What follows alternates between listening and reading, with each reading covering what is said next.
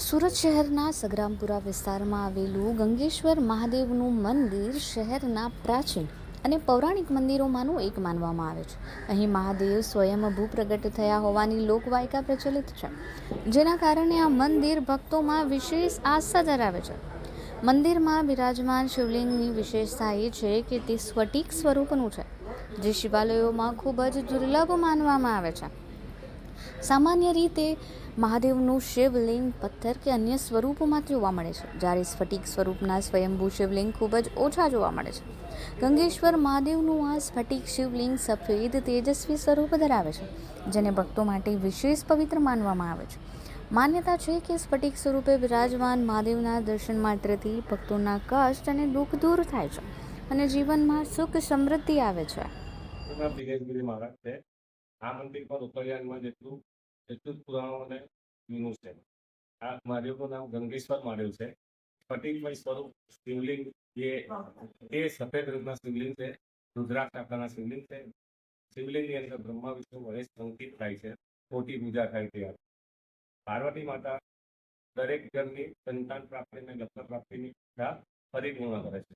નવરાત્રી દરમિયાન એ કુમારિકા ભોજન પણ કરવામાં રિનોવેશન કરવામાં આવ્યું. લગભગ 50 થી 51 વર્ષ થઈ ગયા.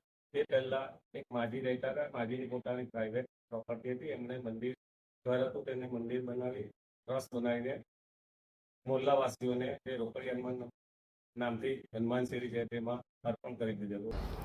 ગંગેશ્વર મહાદેવનું મંદિર સુરતના હનુમાન શેરી વિસ્તારમાં એટલે કે સગ્રામપુરા વિસ્તારમાં જ આવેલું છે. ત્યાંનું પ્રખ્યાત રોકડિયા હનુમાનનું મંદિર જેટલા વર્ષ જૂનું છે એટલા જ વર્ષ જૂનું આ મહાદેવ દાદાનું મંદિર છે, કારણ કે તે એક જ પરિસરમાં છે. વર્ષો પહેલાં રાધિકા નામના એક મહિલા દ્વારા અહીં સેવા આપવામાં આવતી હતી. તેમનું આ ઘર મંદિર હતું. જોકે વર્ષ 1975માં તેમણે આ મંદિર શેરીને સમર્પિત કરી ટ્રસ્ટની રચના કરી હતી. ત્યારથી જ આ મંદિરનું સંચાલન ટ્રસ્ટ દ્વારા કરવામાં આવે છે. શિવલિંગમાં બ્રહ્મા, વિષ્ણુ અને મહેશ એમ ત્રણેય ત્રિમૂર્તિના અંશ અંકિત થાય છે તેવી ધારણા ભક્તોમાં પ્રચલિત છે. મંદિરમાં માતા પાર્વતીની પણ પ્રતિમા વિરાજમાન છે, જ્યાં ભક્તો સંતાન પ્રાપ્તિ અને લગ્ન પ્રાપ્તિ માટે બાધા મૂકે છે. ભક્તોની માન્યતા મુજબ અહીં રાખેલી બાધા પૂર્ણ પણ થાય છે.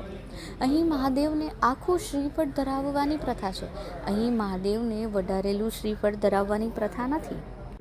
મહાદેવ દાદાને તલ, કમળ, કાકડી, દૂધ, બિલ્વા પત્ર, ફૂલ અને ધતુરાના ફૂલ ચડાવવામાં આવે છે.